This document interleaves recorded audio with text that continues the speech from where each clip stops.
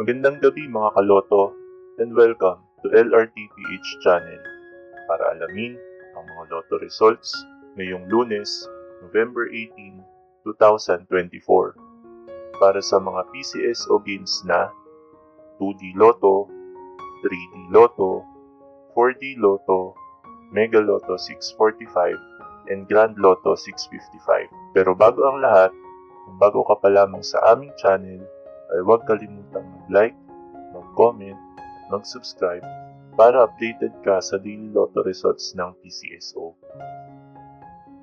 Para sa Grand Lotto, we have no winner para sa jackpot prize na 29,700,000 pesos. Ang Grand Lotto winning combinations ay 7, 46, 30, 49, 24, and 12 in any order.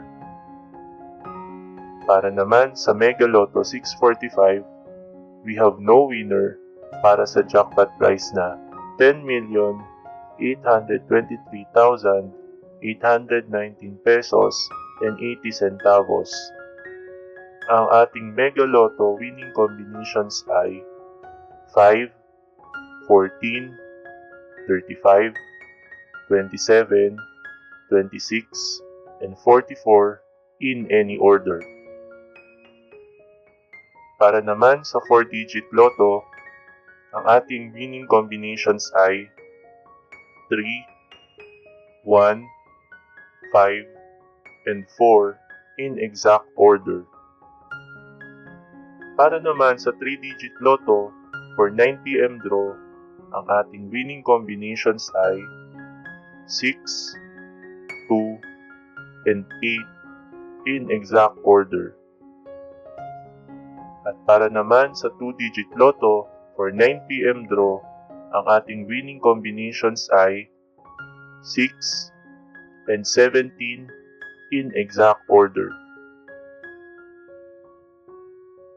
Narito naman ang susunod na draw schedule para sa araw ng Martes, November 19, 2024. 2D Lotto and 3D Lotto para sa 2 PM and 5 PM draw at 2D Lotto, 3D Lotto, 6D Lotto, Lotto 642, Super Lotto 649, and Ultra Lotto 658 na may mga estimated jackpot price na 6 million sa Lotto 642, 15 million para sa Super Lotto 649, and 135 million para sa Ultra Lotto 658.